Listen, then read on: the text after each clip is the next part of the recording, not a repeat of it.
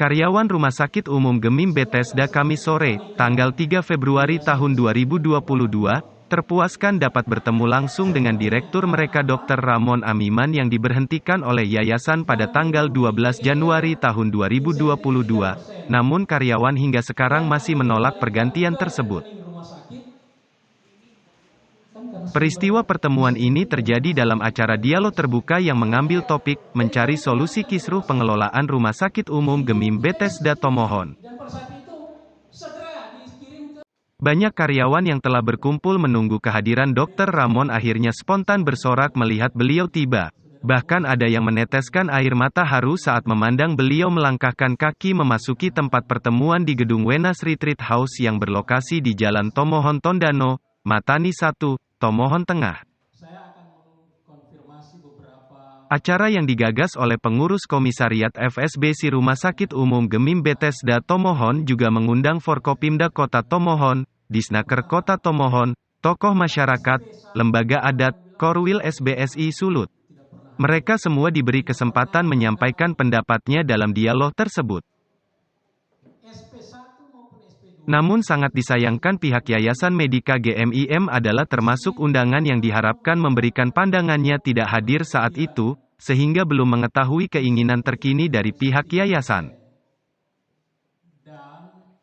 Kesempatan terakhir berbicara diberikan kepada Dr. Ramon Amiman yang memanfaatkan untuk memberi klarifikasi terhadap berita-berita yang beredar bahwa yayasan telah memanggil hingga 5 kali tapi tidak pernah hadir.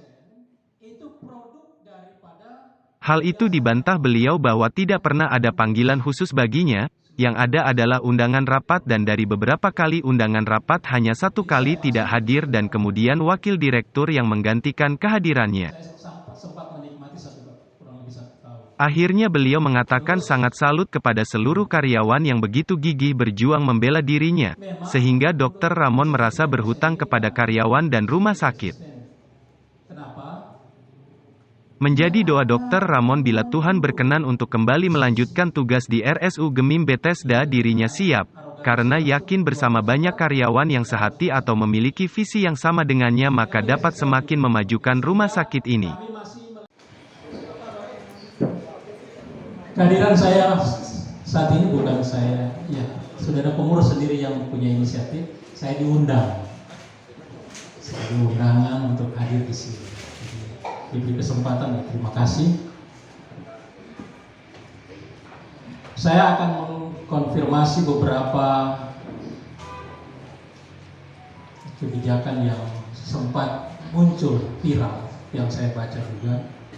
Yang pertama, tentang SP 1, 2 dan bilang sudah sampai 5 tidak pernah hadir, tidak pernah ditanggapi. SP1 maupun SP2 itu selisihnya cuma 2 minggu. Isinya itu cuma menekankan untuk pemberhentian insentif direksi 3% dan sentralisasi yang belum maksimal dibayar.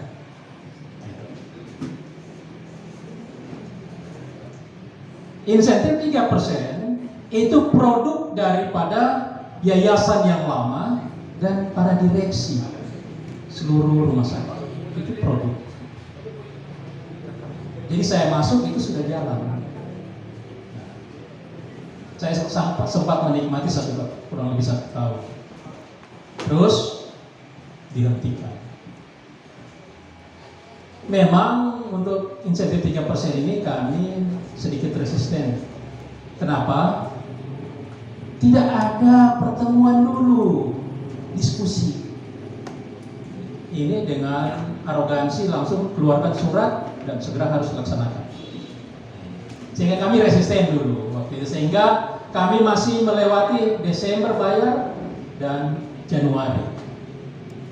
Februari sudah tidak dan seterusnya karena surat itu mulai November, Desember, jadi Desember terhitung. Nah, insentif 3% itu yang 2 bulan yang terbayar oleh rumah sakit itu direksi harus ganti. Diliput oleh Arno. Dan itu kami sudah laksanakan. Sejak Juli kami cicil Yang penting tidak selesai bulan Desember selesai. Dan itu selesai Desember. Yang kedua, soal sentralisasi. Sentralisasi ini memang resisten dulu, sehingga Rumah Sakit Bethesda tidak menyetor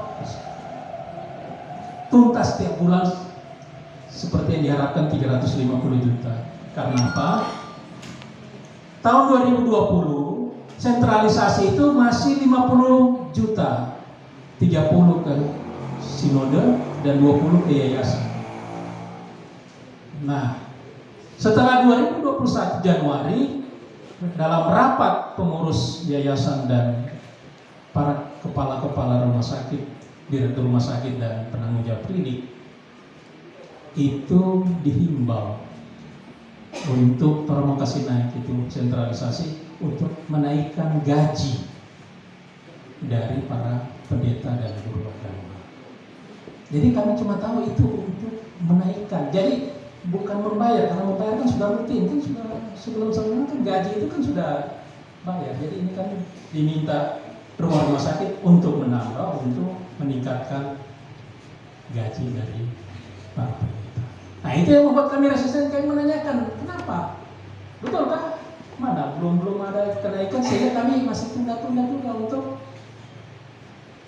memang membayar, tetapi belum penuh. Sampai keluar SP itu memang kami sudah bayar tetapi belum lengkap, karena resistensinya kami ingin tahu dulu benar tidak dipakai untuk itu. Nah, tetapi karena ya terakhir sudah kami menyerah dan sejak bulan November justru Rumah Sakit Bethesda, resistensi yang kedua tadi itu gaji pendeta dibilang. Yang kedua, awalnya dibilang Rumah Sakit Bethesda memberikan kontribusi selama 1 tahun 3,4 miliar. Jadi itu bukan 350 juta. Minta maaf karena memang sejak kepemimpinan saya masuk, itu tiap minggu ada rapat struktural.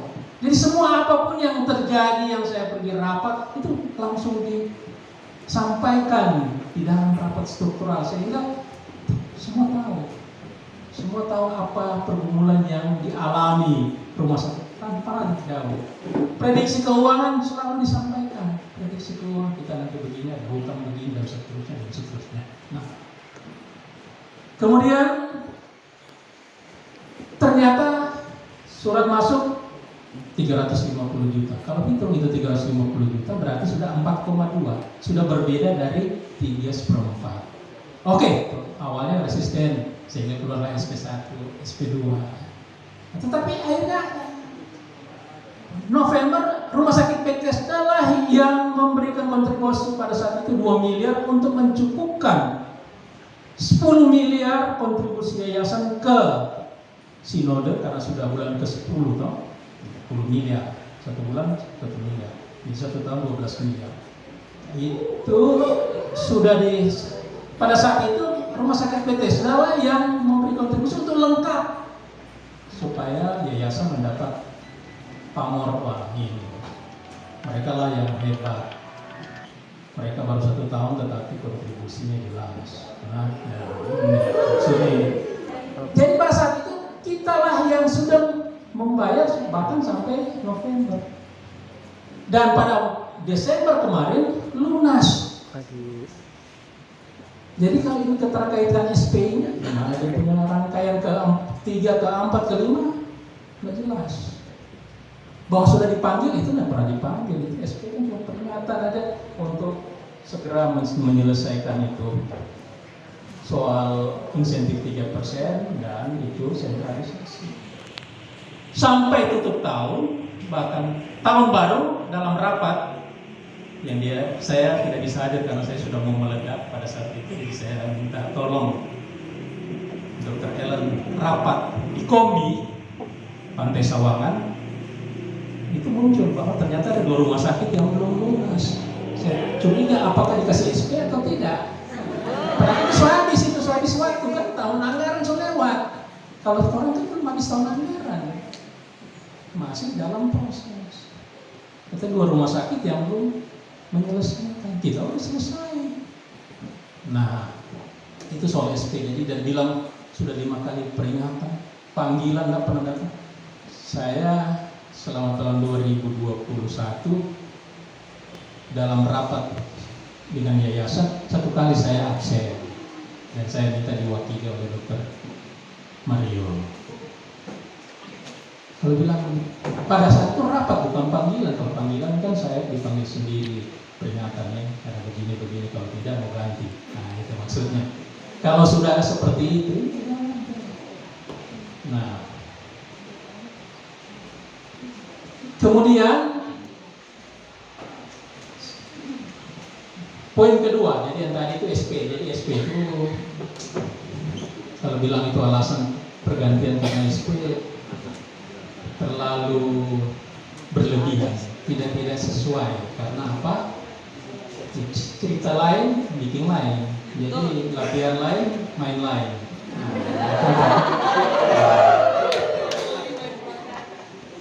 Kemudian saya dengar saya lihat dalam media itu soal penjelasan dana talangan.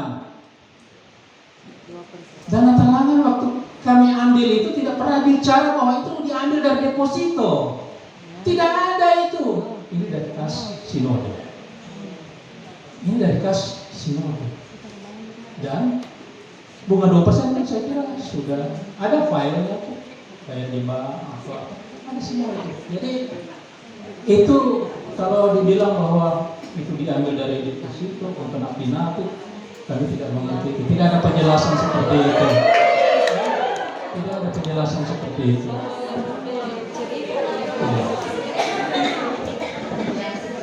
Kemudian memasuki awal Januari ini, saya melihat ada seperti kepanikan di yayasan itu, sepertinya kekurangan uang. Sepertinya karena apa? Ganti rugi TGR insentif 3% yang kami kembalikan ke rekening rumah sakit. Kan karena sumber insentif itu dari rumah sakit, bukan dari yayasan. Kembali ke rumah sakit. Jadi kami kembalikan ke rumah sakit. Itu tidak disetujui dan pada saat itu segera dikirim ke yayasan. Pada saat itu saya ribut dengan ketua yayasan. Itu terjadi tanggal 5 Januari sore. Sehingga pada tanggal 6 rapat itu saya tidak pergi, saya minta diwakili karena saya sudah marah. Karena kenapa? Karena saya bilang kalau itu mau dikirim ke yayasan, saya harus bicara dengan struktural dulu. Betul. Karena ini uang rumah sakit. Ini bukan uang pribadi saya yang saya nanya untuk memutuskan sendiri. Ini uang rumah sakit, sehingga saya terus karena itu memang logikanya kan harusnya kita kembalikan ke sumber uang itu, bukan ke tempat lain. Jadi pada saat hari Rabu itu memang saya mungkin dengan ketua yayasan saya sudah marah, yang itu sudah marah. Sampai handphone saya tidak mau terima lagi. Saya biarkan sampai habis. Nah, sehingga itu tiba-tiba ya tanggal 12 pagi setengah 9 tiba-tiba kami diberi ini surat untuk persiapan mau serah terima. Saya sampai pada saat itu bilang, TNI saya tidak begini, tidak ada TR begini, ini 1,5 jam sudah harus segera laksanakan, kecuali memang ada pembunuhan besar-besaran mungkin yang dilakukan sehingga perlu ada kontingensi harus lakukan itu. Tidak, orang semua 3 ada di sini aman-aman kok, tidak ada mau melarikan diri apa semua. Dan kalau ada serah terima itu harusnya ada audit duluan supaya serah terima itu bersih, tidak ada lagi sangkut paut apa sebagainya. Jadi pemerintahan tidak ada. Jadi saya bilang ini TNI saya tidak begini. PR-nya itu saya juga beberapa kali mutasi, saya bilang tidak ada jam ini terus jam berikut berangkat. Apalagi sudah minta itu serah terima itu sudah dia punya laporan sama saudara. Baru ngomong sekarang tuh mau susun kapan? Jam 10 sudah mau serah terima. Nah, jadi saya bilang ini sama dengan kudeta. Saya bicara ke mereka ini sama dengan kudeta. Ya. Nah, sehingga kami bertiga langsung keluar, mereka ada di ruangan direktur, biar aja. Saya langsung pulang. Karena apa? Memang saya sudah banyak curhat. Sejak akhir tahun lalu saya mau berhenti. Karena apa? Saya tidak mampu untuk baku tomukan terus ini. Iya. Untuk membela rumah sakit ini, untuk saya jaga, jangan disia-siakan. Berat. Sehingga saya sudah bicara beberapa orang. Bahkan karyawan saya sudah bilang, kan niat sudah ada di hati saya. Tinggal Tuhan berkenan atau tidak, bahwa saya harus tinggalkan rumah sakit ini. Sehingga pada saat terjadi tanggal 12 pagi itu, ya sudah, saya selesai dari ruang langsung ke mobil. Mau dikejar lagi untuk kita mau bicara lagi, enggak. Saya langsung pulang. Saya langsung pulang sampai di kata stasiun. Ada karyawan yang telepon, "Dok, boleh balik kan?" "Kenapa? Mau atur orang." "Ya Pak, kacau." "Aduh, saya semua pulang dia dok." Ya, jadi tidak ada rekayasa bahwa saya ada. Tidak, saya langsung pulang karena saya mengimani itu mungkin petunjuk Tuhan bahwa saya selesai dengan tugas di rumah sakit Bethesda. Pada saat itu demikian. Sehingga saya bilang, berarti ada ladang pelayanan lain berikutnya. Karena selama saya bertugas di rumah sakit Bethesda, saya bilang kan saya sudah pensiun dari polisi. Ini Tuhan masih beri kesempatan saya untuk menjadi berkat. Jadi saya sudah tinggal datang mau melayani saja. Saya bilang saya selalu berdoa, Tuhan jangan saya lakukan korupsi atau saya merekayasa sesuatu. Itu doa saya. Sehingga baru niat saja sudah berdosa, apalagi saya mau melakukan itu. Sehingga silakan aja mau diaudit, audit saja. Saya sudah bilang dalam rilis kemarin, kalau ada terbukti uang itu mengalir ke salah satu direksi atau bertiga, itu silakan diproses. Ya, kalau memang ada seperti itu. Dibilang lagi bahwa ada rekening lain. Sudah ada rekening, cuma itu saja itu rekening, tidak ada lain. Katanya ada rekening COVID yang itu direksi punya sendiri. Atas nama siapa lagi itu saya tidak tahu ya. Jadi ya sekarang ini saya mau langsung menjelaskan sesuai dengan yang mereka tuduhkan. Kalau yang lalu rilis saya sebenarnya saya hanya mau menyampaikan fakta-fakta saja, kebenaran yang seperti itu. Jadi saya sampaikan ini juga. Ya sebenarnya saya pribadi terima, tapi karena saya melihat perjuangan dari teman-teman ini sehingga dulu saya masih ada hutang lagi.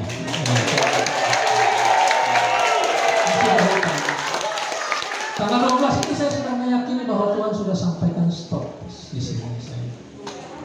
Karena berarti itu niat sudah ada dan petunjuk Tuhan sudah ada. Tetapi saya melihat bagaimana kegigihan semangat itu.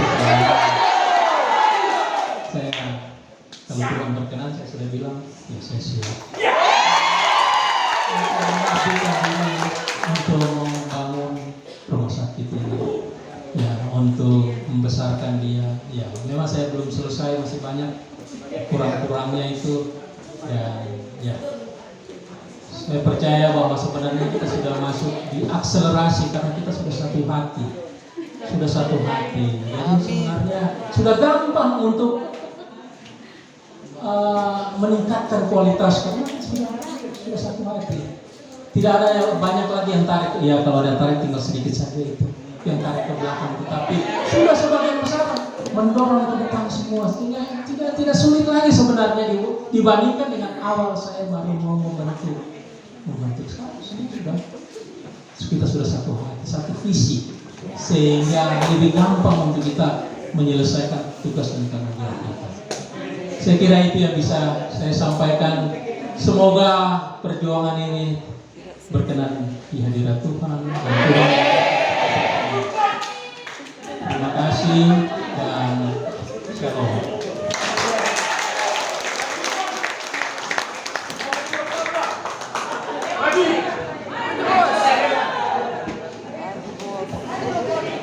Dan mencari solusi kisruh pengelolaan RS Gumim Bethesda Tomohon di sore hari ini, di malam hari dari hasil dialog ini, tetapi dari pihak yang kami undang tidak hadir, maka seperti yang disampaikan tadi, berjuang untuk maju besok.